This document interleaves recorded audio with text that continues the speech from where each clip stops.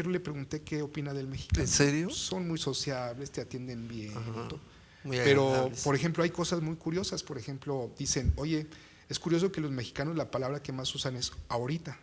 Y yo la busco en el diccionario y no existe. Ok. Entonces dicen, ahorita te pago, ahorita voy. Y entonces dice, ¿qué es ahorita? Ahorita lo entrego. Ahorita te lo entrego. Entonces yo les digo, mira, la definición de ahorita es un instante de tiempo entre el ya y el el nunca. infinito, ¿no? Y dice, es Tienes curioso, toda la ¿no? razón, sí, claro. Entonces, Entre la hora, sí, que es un diminutivo de la hora, ¿no? Que no existe. exactamente. Entonces, de ahí empezamos a saber, ¿no? Por ejemplo, otro de los temas que recibí es que tenemos baja autoestima. Seguro. O sea, no creemos en nosotros. Sí, completamente. Como personas, como seres humanos, como guerreros, como ¿no? cultura, como raza, ¿no? Ajá, y enfrentarme con los italianos, con los japoneses. O sea, yo hice una investigación en el área de minería de datos, en la industria petrolera, que me invitaron a Japón a darla. Y la di en un congreso mundial de inteligencia artificial aplicada en la industria petrolera, y fui invitado especial para... Entonces, fue una cosa muy trascendental en ese momento. Y te metes con los japoneses y te das cuenta que nada más es chambearle, ¿no? Claro. O sea, y que tienes no que tener, son magos. No, y que tienes que tener un foco en la vida y que nada más chambearle y una serie de cosas que te producen esa autoestima. Exacto, ¿sí? exacto, Luis. Y entonces nosotros somos medios dispersones, ¿sí? Luego hay algunos, no le metemos lo que tenemos que meter e invertir. Entonces hay una serie de cosas ahí que van en esta plática, ¿no? Es una mezcla, ¿no? Que finalmente perjudica, ¿no? Por ejemplo, otro tema es el que dicen que entran en un baño y se les hace raro que diga a favor de lavarse las manos o favor de atinarle. Claro. ¿Sí? En México. En México, dice, es que no entiendo con mis países, o sea, a favor de lavarse las manos. ¿Que no es algo normal? ¿Que no se deberían natural? lavar las manos? ¿Para qué Entonces, lo ponen? Yo ¿no? dentro de estos estudios, con un poco de broma, les decía que en el cine, en el baño del cine, me he quedado adentro, no por un tema sexual, iba a decir maniático sexual, ¿no? Para ver quién se lava las manos. Okay. Y el 80% de las personas, de los hombres que entran al baño de hombres en el cine, 80, no se lava las manos. O sea, entra, hace... y luego sale y abraza a la novia. Okay. Y entonces ya después le da besitos y su palomita de... O sea, es un tema de higiene también. Claro, por supuesto. Entonces empiezo en esta plática a saber quién realmente, o sea, a nivel pueblo, ¿no? A nivel mexicano, quién realmente somos, ¿no? Pero también destacar las cosas positivas, ¿no? Somos creadores, trabajadores. Claro. O sea, la verdad es que tenemos una capacidad de aguante muy grande, ¿no? O sea, tenemos muchas virtudes. Históricamente. ¿no? Cultura, historia, artesanía, comida, o sea, hay todo un tema. Y pues ya, entonces empezamos a decir, bueno, pues esto tú eres, ¿no? Y entonces también otra parte importante es separar entre emprendedor y empresario. Es diferente. Sí, por supuesto. Un emprendedor es el que tiene una idea y la ejecuta, esa idea. Y pues bueno, pues ahí va viendo cosas. Y el empresario no, el empresario ya es un tema en el cual hay una formalización de un ente donde tienes personas que dependen de ti. ¿Sí me explicó? Sí, por supuesto. Y entonces estas gentes que dependen de ti ya involucran otras cosas, un aspecto fiscal, un aspecto que muchas veces no necesariamente los dos tienen que estar ligados. Entonces acá, dentro de las experiencias, se tienen que tratar diferente, ¿sí? O sea, el emprendedor tienes que impulsarlo a que genere ideas, okay. ¿sí? A facilitarle ese generador, ¿sí? Y por otra parte, el empresario lo debes de focalizar a que haga bien las cosas, o sea, que se registre ante Hacienda, que haga toda una serie de trámites, que fiscalmente paguemos los impuestos que tenemos que pagar. O sea, una serie de cosas que no necesariamente dependen de eso. Y entonces, al final, un poco hago la reflexión de esto, que, por ejemplo, para ser emprendedor, no entiendes la palabra no se puede. Porque si no le haces caso al primero que te diga no se puede, pues nunca vas a desarrollar la idea.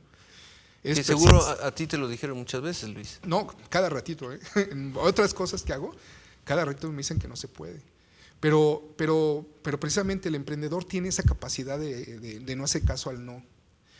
Otra de las cosas que el emprendedor es de mucho foco y de actuación y de ¿Sí me explicó? Tienes que decir, esto lo voy a hacer, y de metas, ¿sí? Entonces, muchas veces no las tienes conscientes, y entonces un poco las instituciones educativas deben de decir, ¿sabes qué? Es que necesitas, cuando tengas una idea, pues necesitas tenerle aunque sea en un papelito, en algo, pues un plan. Tienes que aterrizar. Y con fechas y responsables, ¿no? Y metas, porque si no, no se genera, ¿no?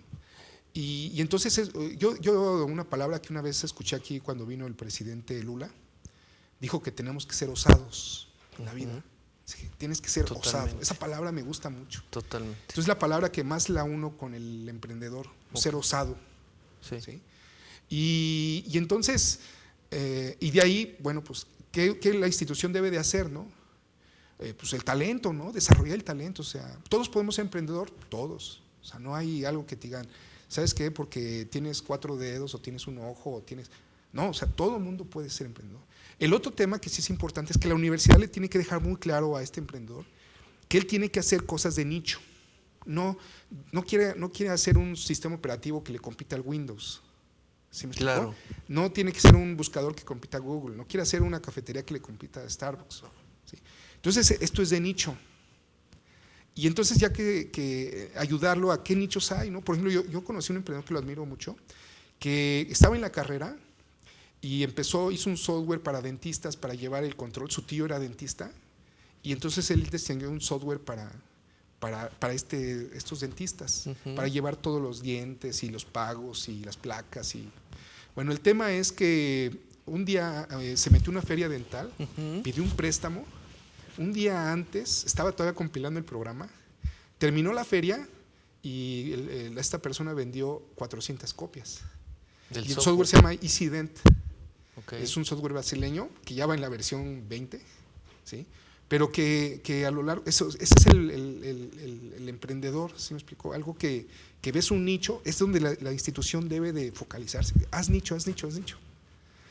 Y después el otro tema, hablando de empresarios, es que acá es diferente la cuestión, porque ya te dependes de gente, esa gente tiene que recibir un salario. Pero entonces aquí viene otro tema que es tu producto, ¿qué vendes? ¿No? Entonces yo les digo siempre, oye, por ejemplo, Starbucks, ¿qué vende? ¿No? Entonces me dicen café, no vende café, vende es un ambiente placentero, ambiente. Una oficina. Móvil. Sí, ¿no? Móvil, sí, confort. Oye, ¿qué vende Pizzas Domino? Pizzas, no, vende rapidez. ¿Sí? Entonces, ese tipo de cosas. Entonces, ¿qué quieres? Tú como empresario debes de entender que no debes de vender productos, sino conceptos.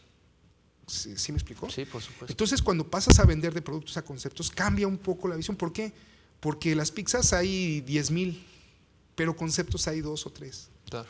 Entonces ahí tienes que transformar. Eso es lo que realmente vendes. Eso es lo que realmente vendes. O eso es lo que los empresarios los emprendedores deben de utilizar. En mi empresa, por ejemplo, yo no vendo análisis de datos. Yo vendo utilidad, mejores detección de fraude. ¿Sí? Detección de fraude. ¿Sí me explicó? Es lo que vendo. Y a pesar de que yo analizo datos, yo vendo el concepto como tal, ¿no? Entonces, igual, te das cuenta que cuando cambias, por ejemplo, yo les decía, va a haber una Expo Nacional Ganadera, ¿no? Entonces le decíamos a los ganaderos, ¿tú qué vendes? No, pues carne. Oye, ¿si tu carne cómo es? No, pues este ganado en especial, Angus, tiene poca grasa. Entonces tú no vendes carne, tú vendes nutrición. Claro, salud. Salud, ¿sí? Entonces ese tipo de cosas de transformar es un poco lo que el empresario tiene que descubrir, qué es lo que vende, entender y lanzarse, ¿no? Claro. Tenemos un aspecto en México, infelizmente, que es el tema de los pagos. Por ejemplo, había una empresa, Select, hizo un estudio que dice que a las empresas les pagan en promedio 83 días después de que se le vence la factura de que tenía que pagar. O sea, hoy yo metí la factura hace un mes, hoy me pagabas y después tiene 83 días. Entonces, las empresas, hoy como tal, somos empresas financiadoras de proyectos o de productos o de lo que sea, o de conceptos, donde tú negocias un plazo y casi nunca, llámese no te lo pagan. Gobierno, llámese Quien sea. no te respetan. Entonces eso hace que no tengas un flujo de efectivo, principalmente para nosotros los y que pequeños. tengas un boquete financiero. Un boquete y que te estés, dices, soy rico porque aquí tengo, no sé, 1 millón de pesos. En proyectos. Soy pobre porque en dinero no tengo nada. Y ese es el gran problema, que el gobierno no ha actuado de manera, por ejemplo, en Brasil, te voy a decir, ahí hay un tema que le llaman factoraje, o sea, tú negocias con algo, te firman la factura, te firman un boleto bancario, aquí le llaman, lo cortan y lo entregan al banco. Entonces, este señor adquiere la deuda con el banco, entonces el día que se acordó tiene que pagar, el banco te deposita a ti, ¿sí? Porque ese día fue, y si el señor no paga, el banco adquiere la deuda, y el banco te cobra, y si no le paga, te bloquea tarjetas, cheques, toda una serie de cosas al que no pagó. Wow. Entonces eso permite que el impago no exista como Sí, tal. por supuesto. Mira, yo precisamente por lo mismo vienen empresas brasileñas que me toca, junto con la Embajada de Brasil, luego asesorarlas. Y entonces cuando les explico el modelo de negocio de México, nos dicen, el modelo informático principalmente, nos dicen, ¿y a qué horas quiebran? Claro. ¿Sí? ¿Por qué? Porque tu flujo de efectivo es un modelo diferente, entonces no tienes flujo de efectivo. Estoy hablando de las pequeñas y medianas empresas. Y el gobierno no hace nada, y el gobierno, porque el gobierno es municipal, federal, estatal, es partícipe de por todo supuesto, esto, ¿no? Por supuesto, es o debería de ser. Y es el que comienza todo, ¿no? Claro. O sea, el gobierno, el año pasado, por ejemplo, por esto del Buen Fin, ¿no? Pues todo ese dinero de adelanto de aguinaldos lo toma de los proveedores que nos tenían que pagar desde octubre. Entonces, unas facturas de octubre, te las pagan hasta mayo, abril, mayo. Entonces, imagínate, tú ya estás esperando ese dinero para pagar aguinaldos, todo, te la pasan al año siguiente.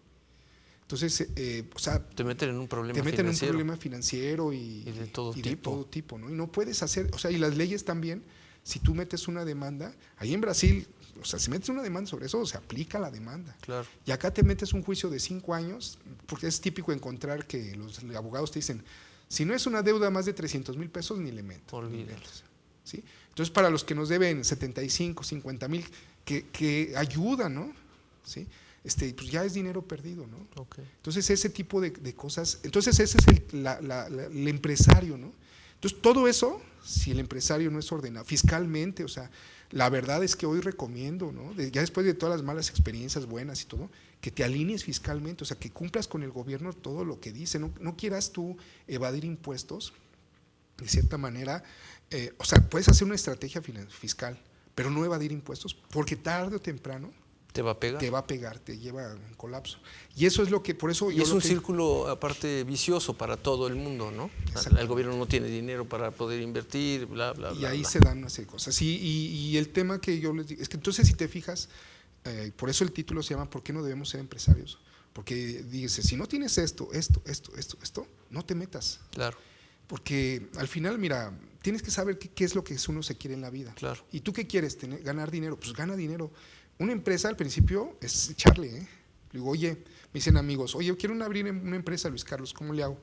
¿Tienes 400,000 pesos? ¿Tienes hijos en la escuela? Sí. ¿Eres casado? ¿Eres casado? No te metas. No te metas. ¿Por qué? Porque de aquí a que te pagan, bueno, de aquí a que vendes, de aquí a que te pagan, o sea, te avientas un año que tienes que financiar, y más si contratas gente, o sea, te avientas 8 meses hasta que te llegue la primera factura. ¿Eso es lo que quieres?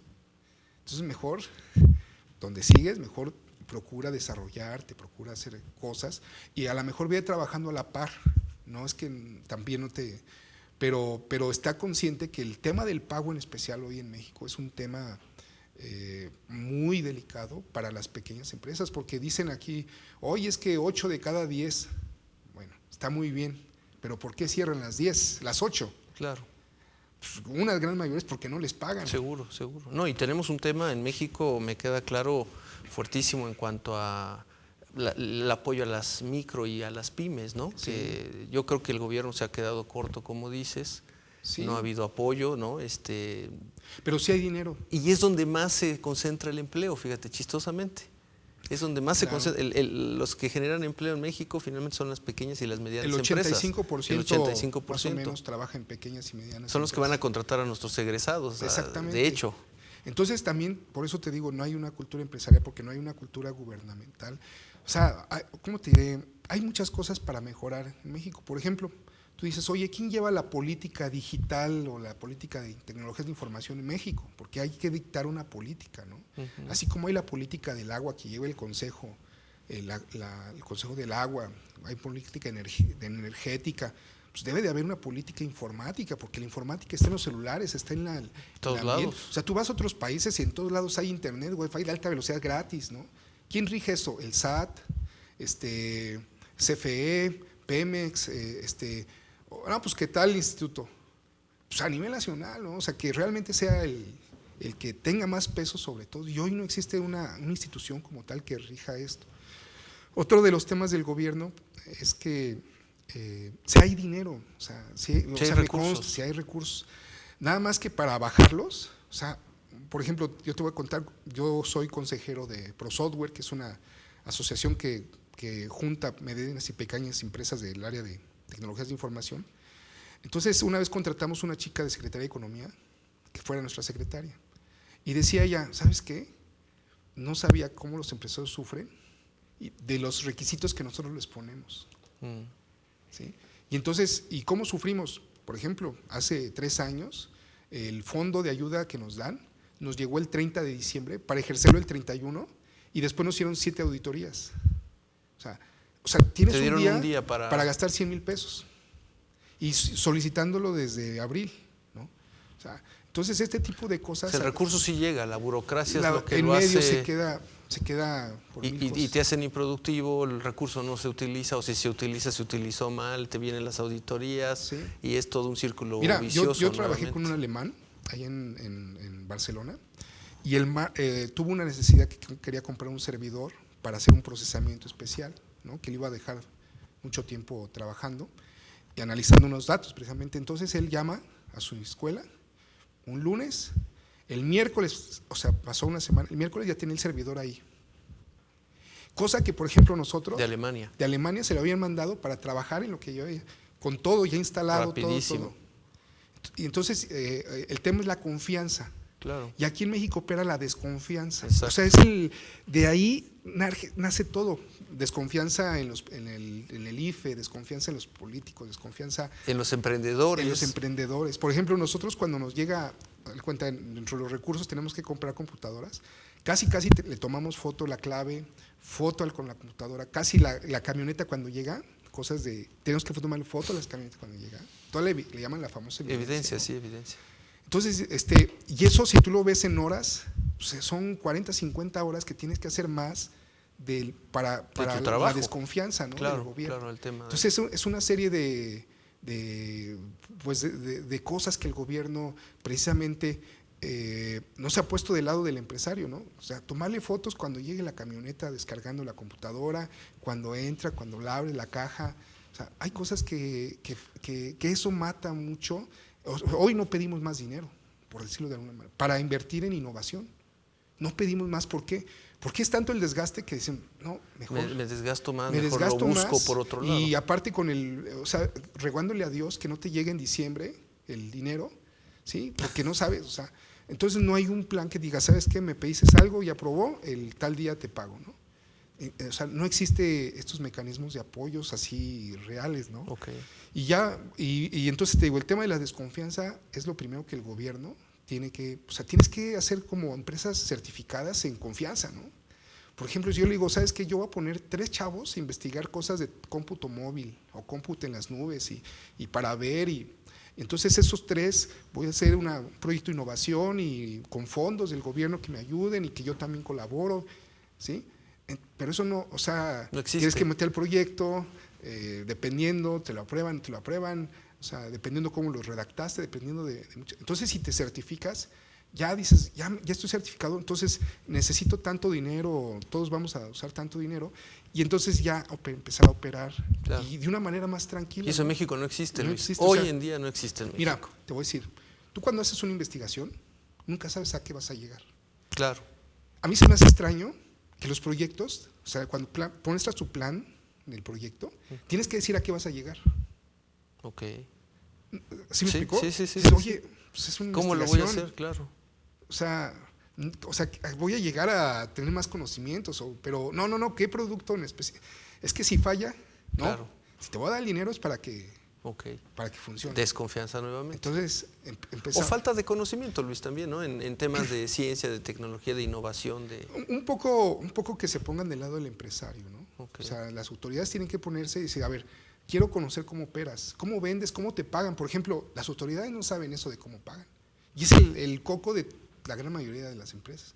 Entonces, el día que digan, caray, fíjate que estas empresas pudieran haber sido desarrollarse, pero no tienen. Quebraron. Y quebraron, ¿por qué? Porque no les pagaron en su momento y o sea, 100,000 pesos o 200,000 pesos en un momento que les faltó y que la tenían facturado, que tuvieron que quebrar, ¿no? Entonces hay una serie de situaciones, ¿no? Sí. El tema de la vinculación académica también, ¿no? Hoy hay mucho dinero para vinculación y te lo digo, ¿qué tal está la vinculación? Sí.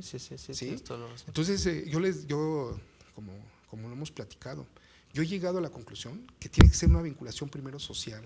O sea, no se vale formar consejos, comités, foros de vinculación y pues solo firmas el convenio entre la universidad y la empresa, eso no sirve.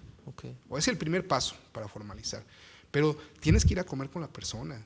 Es como si fuera un cliente. Tienes que hasta conocer a sus hijos, su casa. O sea, así se hacen los vínculos. Es la primera parte. Esa parte no se ve. Entonces tú necesitas generar esos vínculos de confianza. De confianza nuevamente. ¿Sí? Con las empresas. Y eso, con el director de vinculación de la empresa contigo, ¿sí? Tarde o temprano tienen que funcionar las cosas a través de esa confianza. Claro. No a través de documentos, no a través de inyectarle dinero, ¿sí? Entonces yo qué pediría, pues que se haga un fondo especial. A lo mejor le dices fondo para fiestas, como le quieras, carnes asadas, como tú quieras, donde está, ¿saben qué? Vamos a hacer una carne asada aquí en el Justo Sierra y vamos a invitar a los empresarios y a los alumnos que innovadores o que han estado dentro del plan de innovación o el plan de desarrollo.